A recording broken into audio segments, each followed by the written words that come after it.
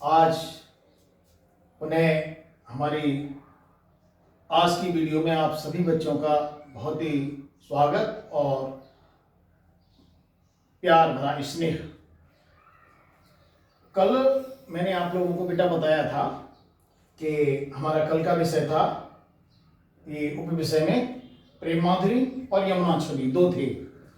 भारतीय हरिश्चंद्र ने यहाँ अपने इसमें पाठ्यक्रम में जो दो डायग्राफ दिए हुए हैं, इसमें बेटा पहला उन्होंने दिया था प्रेम माधुरी, जो मैंने कल आप लोगों को पढ़ाया था, जिसमें कि वो भगवान श्री कृष्ण और गोपिकाओं के बीच वियोग श्रृंगार रस का वर्णन किया गया था। मैंने कल आप लोगों को समझा दिया था।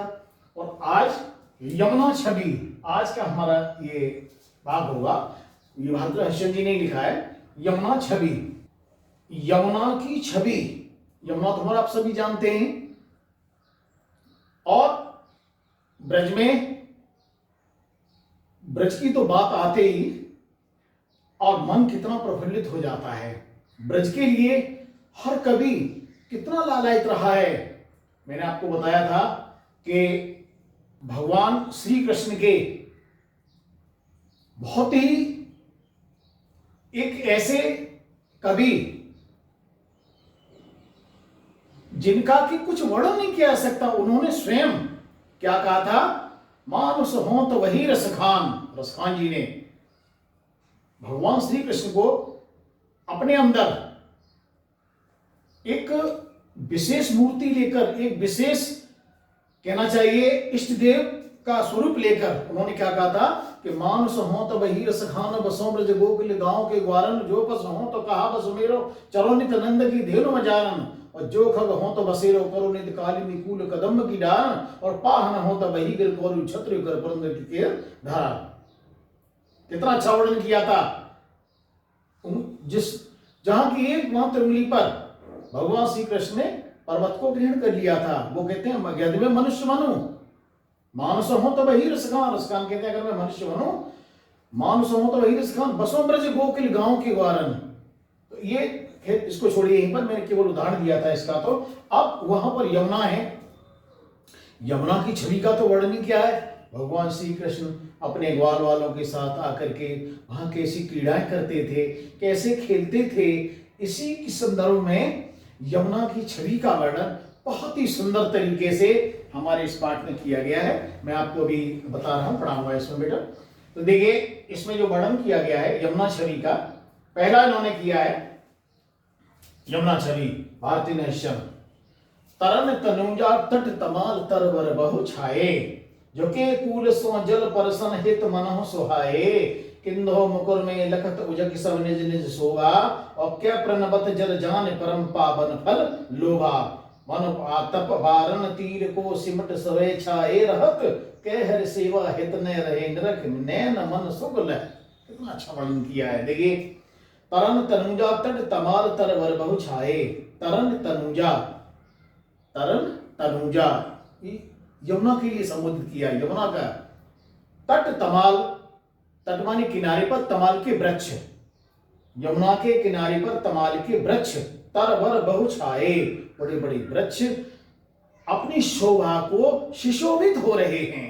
अपने वो वृक्ष जो यमुना के किनारे पर तमाल के वृक्ष, वो बहुत ही काफी सुशोभित हो रहे हैं। झुके कूल सो जल परसन हित मनहु सुहाए, ऐसा मालूम पड़ता है जैसे किनारे, कूल माने किनारा, झुके कूल सो जल, ऐसा प्रतीत होता है जैसे किनारे से झुके हुए ऐसे झांक रहे हैं अंदर अपनी पर जल परसन हित मनहु सुहाए, उसमें अंदर अपनी छवि को देख करके यमुना के जल में वह वृक्ष, तमाल के वृक्ष, ऐसा प्रतीत होता है कि वो अपने प्रतिबिंब को देख देख करके बहुत ही हर्षित हो रहे हैं। बहुत ही सुहाए यानी हर्षित होना, बहुत ही प्रसन्न हो रहे हैं। कौन? तमाल के वृक्ष। कितना अच्छा वर्णन है। देखिए यमुना बह रही है, वृक्ष तमाल के खड़े हुए हैं, और उस पर वो उनकी शाखाएं किनारे पर झूल रही हैं, अपने प्रतिबिंब को निहार रही हैं। किसमें? यमुना के शुद्ध जल में अपनी परछाई को निहार रही हैं। अब क्या है, किंदो मुकर में लखत उजक सब निज निज शोभा, और कै प्रणबत जल जान परम पावन फल लोभा। देखिए कितना अच्छा वर्णन किया है कि मोह मुकर में लखत उजक सब निज निज शोभा। उसमें, किसमें? यमुना में बार बार झांक करके ऐसा प्रतीत हो रहा है कि साक्षात भगवान के दर्शन करने के लिए, भगवान श्री कृष्ण के दर्शन करने के लिए, लखत देखने के लिए, उजक झांकना, झांक रहे हैं, सब निज निज शोभा, यानी अपनी अपनी शोभा को देख रहे हैं। प्रतिबिंब देखते हैं अपनी अपनी शोभा कैसी प्रतीत होती है, ऐसी जल स्वच्छ बह रहा है और उसमें अपने प्रतिबिंब को, वो तो वृक्ष देख रहे थे, वो कह रहे हैं जल बहता है, प्रतिबिंब देख करके आकर्षित हो रहे हैं। और क्या के प्रणबत जल जान परम पावन फल लोभा, यानी परम पावन फल। जैसे हम कोई कार्य करते हैं, मैंने आप लोगों को बताया था कि हम कोई गलत कार्य करते हैं उसका परिणाम हमें गलत मिलता है, अच्छा करते हैं उसका परिणाम अच्छा मिलता है। तो उन्होंने क्या बताया है कि परम पावन फल लोभा, परम प्रिय पावन फल को लोभ से आकृष्ट होकर देखते हुए उसमें हमें, इसमें किसके दर्शन होंगे? भगवान श्री कृष्ण के दर्शन होंगे। इस प्रलोभन से, इस लोभ से उस यमुना में बार बार झांक करके देखना एक ऐसी क्रिया को वर्णित कर रहा है कि यमुना की कितनी शुद्ध छवि है। अब देखिए, मन आतप बारन तीर को सिमट सबे छाए रहत, कह हरि सेवा हित ले नरहे निरख नैन मन सुख लहत। कितना अच्छा वर्णन है इसमें उन्होंने बताया है कि ऐसा प्रतीत होता है कि अपने संताप, अपने ताप को मिटाने के लिए कूल इन किनारे पर आने का प्रयास रहते हैं। यमुना बह रही है, अपने अंदर के संताप, ताप रूपी पापों को धुलने के लिए वृक्ष ऐसे प्रतीत हो रहे हैं जैसे कि अपने प्रतिबिंब को देखकर के इतने प्रसन्नचित हो रहे हैं कि जैसे कि साक्षात भगवान श्री कृष्ण इसी जल में अपने को प्रतिबिंबित कर रहे हो, दिखा रहे हो, छाया दिख रही हो। कह हर सेवा हित नैन मन सुख न लहत। और ऐसा प्रतीत होता है, ऐसा मान लीजिए जैसे कि भगवान की सेवा, कह हर सेवा हित ते रहे निरख नैन मन सुख लहत, यानी आंखों से देख करके ऐसा अंदर से ऐसा सुख प्राप्त होता है जैसे कि साक्षात प्रभु की सेवा, भगवान श्री कृष्ण की सेवा करने से जो हमें फल की, पुण्य की प्राप्ति होती है, वैसे ही ये तमाल के जो वृक्ष हैं उन जो उसके किनारे पर झूल झूल करके और यमुना में अपने एक प्रतिबिंब को निहार रहे हैं। ऐसा प्रतीत हो रहा है जैसे उनके नैन यानी नेत्र, मन सुख से लहराते हुए उस यमुना के जल में प्रतीत हो रहे हैं, उस यमुना के जल में अंदर से प्रतीत होकर के जागृत हो रहे हैं। अब बेटा हमारा ये दूसरा चैप्टर शुरू हो रहा है, ये दूसरा छंद है, इसमें इन्होंने बताया है, बहुत अच्छा वर्णन है। तिन पे जे जिन छिन चंद ज्योतिरा का निस आवत, जल पे मिलके नव अवनीलो दान तनावते, होत मुकरन में सवे तवे उज्जवल एक ओभा, तन मन नैन जुड़ात देख सुंदर सो शोभा, सो को कवि जो छवि कहे सके तरजा जमुना नीर की, मिल आवन और अमर रहे छब एक सी नव तीर की। बहुत अच्छा वर्णन किया है इसमें। देखिए इन्होंने बताया है कि तिन पे जेतन छंद ज्योतिराका निस आवत, जब पूर्णिमा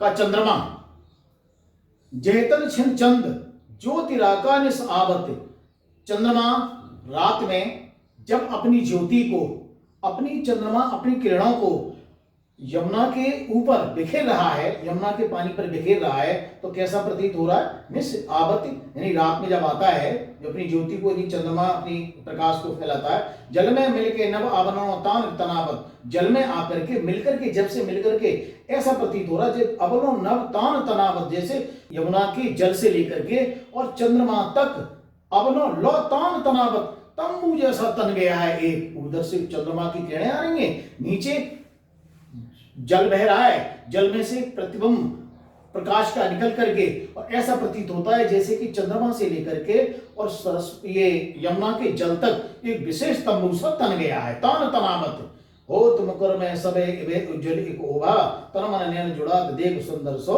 शोभा। ऐसा प्रतीत हो रहा है जैसे कि तन मन अंदर से उज्जवल होकर के एक ऐसी हमारे नैन यानी नेत्र उस सुंदर शोभा को देखने के लिए अंदर से ऐसे प्रतीत हो रहे हैं, ऐसा मालूम पड़ता है जैसे कि साक्षात इस यमुना के जल में चमत्कार उत्पन्न हो रहा है, जिसमें कि चांदनी यानी चंद्रमा की चांदनी बहुत ही अच्छी प्रतीत हो रही है। सो को कवि जो छवि कह सके तब ना नीर की, मेरे आवन सो अमर रहते छवि से तीर की। वो कहते हैं, कवि कहता है इसमें, यानी भारतीय हरिश्चंद्र जी कहते हैं, कवि जो छवि कह सके तन छमना नीर की, यानी जो छवि एक विशेष सुंदरता जब उस चंद्रमा की रोशनी की पड़ रही है, तो ऐसी सुंदर शोभा यमुना के जल की कहते हुए प्रतीत नहीं हो रही है। ऐसा मालूम पड़ता है जैसे मिल करके अंबर और जल, उधर तो आकाश और नीचे यमुना का जल, रहत छल एक सन्नव तीर की, यानी उस किनारे,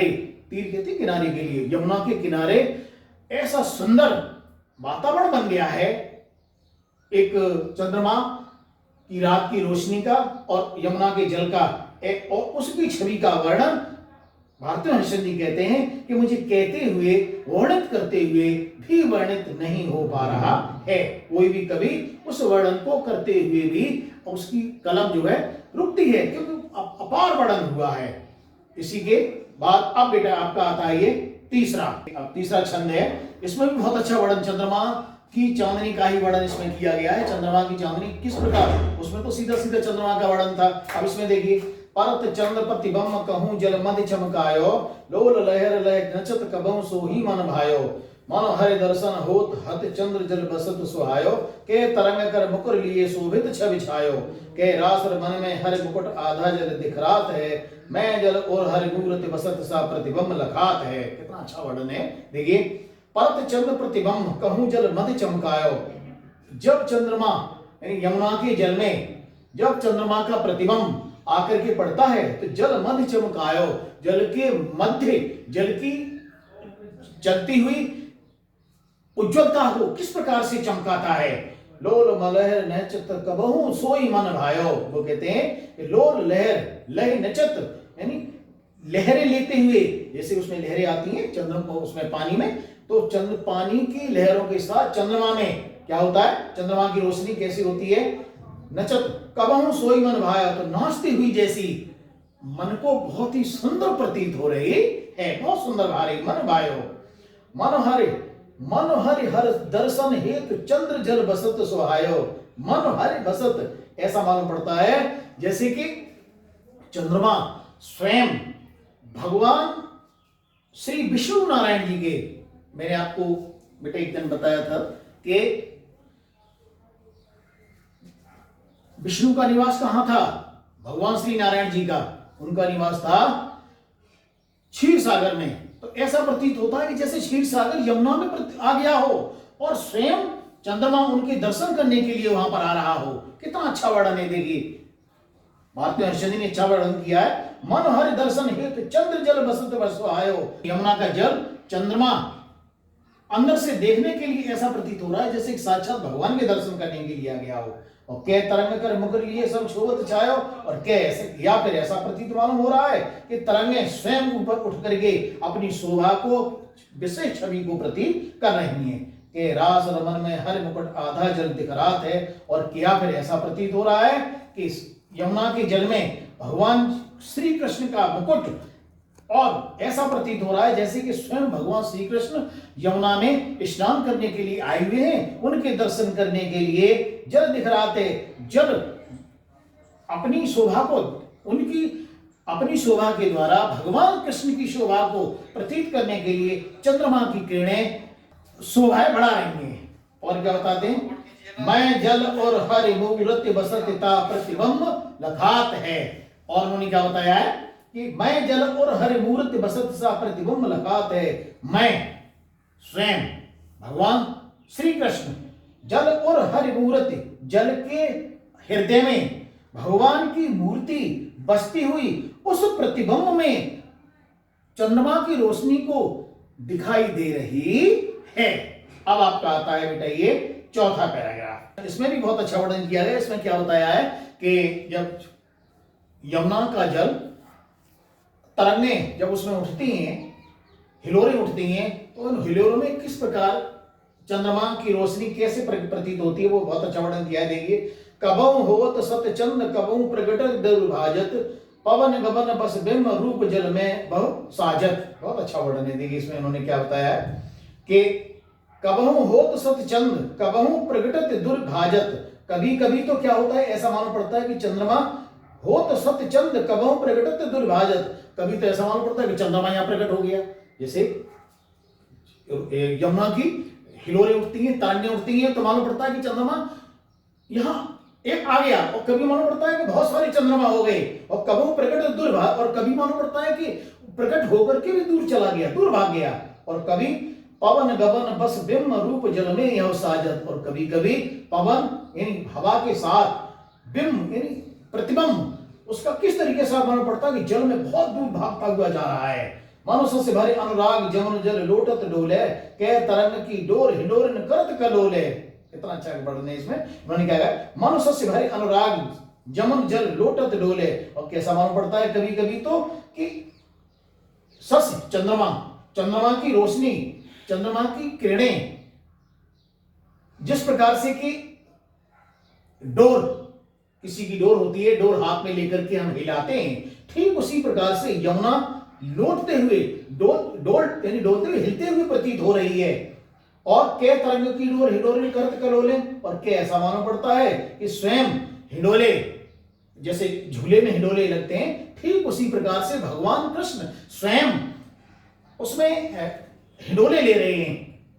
यमुना के जो तरंगें उठ रही हैं, उन तरंगों में स्वयं ऐसा प्रतीत हो रहा है कि वो अपने एक अलग अलग झोंटे लेते हैं, अलग अलग चलते हैं, तो उन झोंकों के साथ वो जो पवन इसका यमुना का जल है वो बहुत ही अच्छा प्रतीत हो रहा है।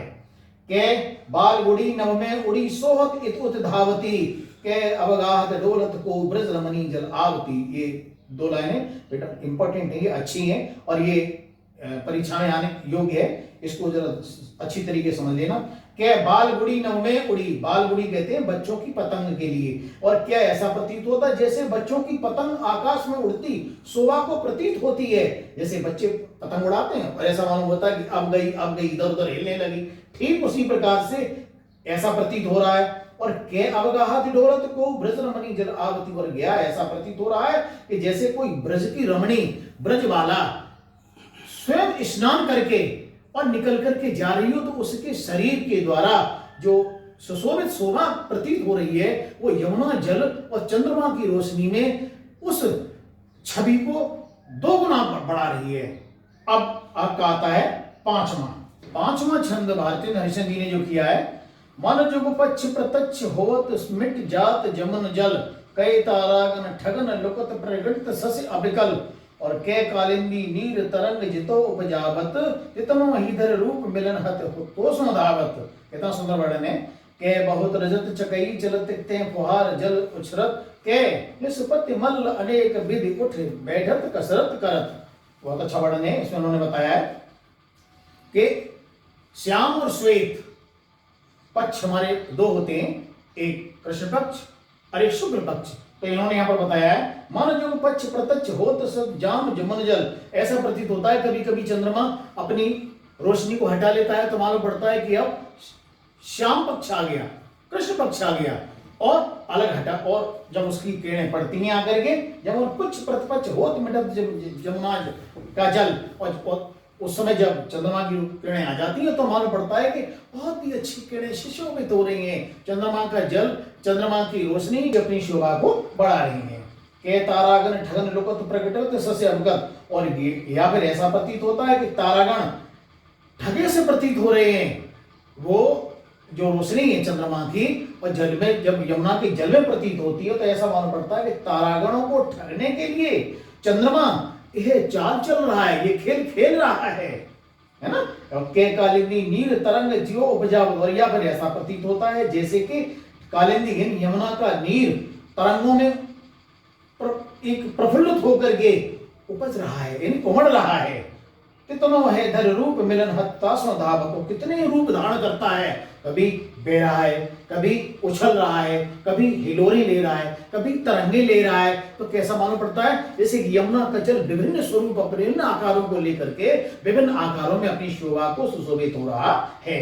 के बहुत रजत चकई चलत के फुहार जल उच्छलत, और या फिर ऐसा प्रतीत हो रहा है जैसे कि रजत चांदी की, चकई, चकई के दो अर्थ होते हैं बेटे।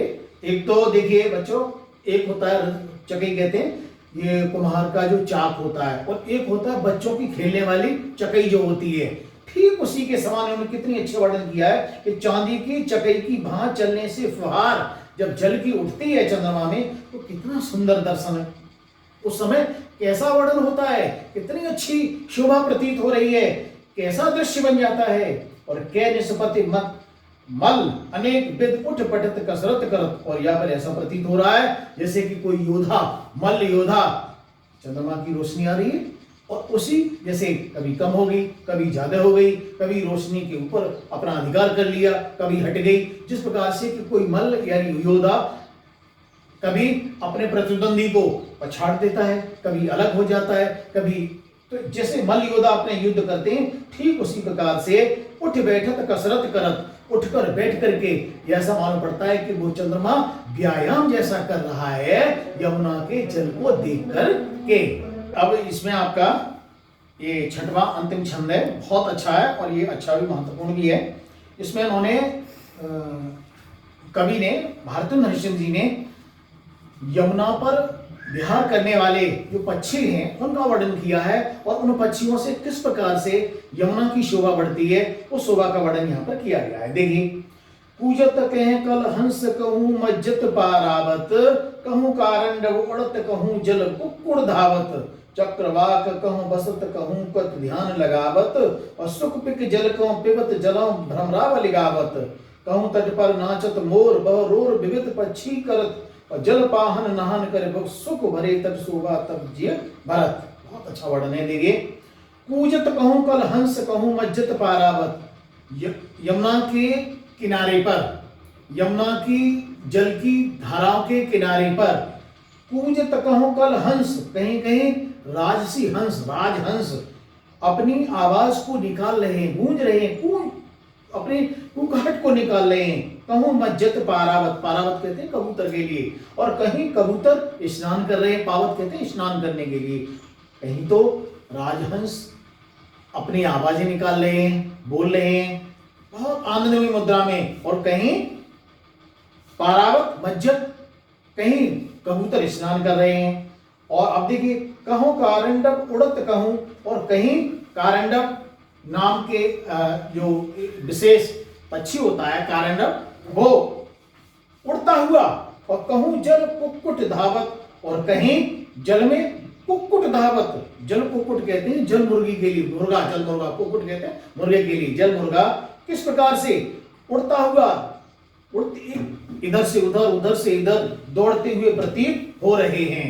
ये कहूँ कारंडव उड़ते हैं, कारंडव ये भी एक विशेष हंस की प्रजाति होती है। तो वो उन्होंने बताया कि कहूँ कारंडव उड़त, कहूँ जल कुक्कुट धावत, और चक्रवाक कहूँ बसत कहूँ बक ध्यान लगावत। चक्रवाक, चक्रवाक का जोड़ा, चक्रवाक पक्षियों के जोड़े, इसको कहते हैं कि इन पक्षियों के होने से दिन और रात का पता लगाया था, चकी चकवा जिसको कहते हैं। तो वही उन्होंने बताया, चक्रवाक कहूँ बसत, कहीं चक्रवाक पक्षियों का जोड़ा बैठा हुआ है, कहीं बक ध्यान लगावत, और कहीं बगुला मछली को पकड़ने के लिए ध्यान लगाए हुए हैं। इतना अच्छा वर्णन है। देखिए, आनंदमयी मुद्रा भी है, भक्तिमयी मुद्रा भी है, सारा काम हो रहा है। सुख पिक जल कहूँ पिबत जल कहूँ भ्रमरल गावत, कहीं तोता है और कहीं पक्षी अपनी जल को पीते हुए, यानी यमुना के जल को पीते हुए, और कहीं कहीं वो तो दिखाई दे रहे हैं, जल में बैठे हुए हैं, जल में विहार कर रहे हैं, और कहीं भ्रमरावल गावत, और कहीं भौरे होते हैं, भौरे अपने समूह के साथ उड़ते हुए प्रतीत हो रहे हैं, गाना गाते हुए, गूंजते हुए प्रतीत हो रहे हैं। और इसमें इन्होंने क्या बताया है, इसमें ये हो गया सुख पिक जल कहूँ पिबत, कहीं तोता, कहीं मोर, जल में पानी पीते हुए प्रतीत हो रहे हैं, और कहीं जल में भौरे गाना गा रहे हैं, और कहूं कहूं तट पर नाचत मोर बरोर विविध पक्षी करत, और कहीं यमुना के तट पर पक्षी नृत्य करते हुए दिखाई दे रहे हैं। विभिन्न प्रकार के पक्षी कौतूहल करते हुए, कोलाहल करते हुए, नृत्य करते हुए दिखाई दे रहे हैं। और जल पान नहान कर सुख भरे तट शोभा सब जिए धरत, और कहीं जल में स्नान करने के लिए सुख को धारण करने वाले, शोभा को बढ़ाने वाली पक्षी किस प्रकार से जल में स्नान करके यमुना के तट की शोभा को बढ़ा रहे हैं। ये बेटा आपका हो गया।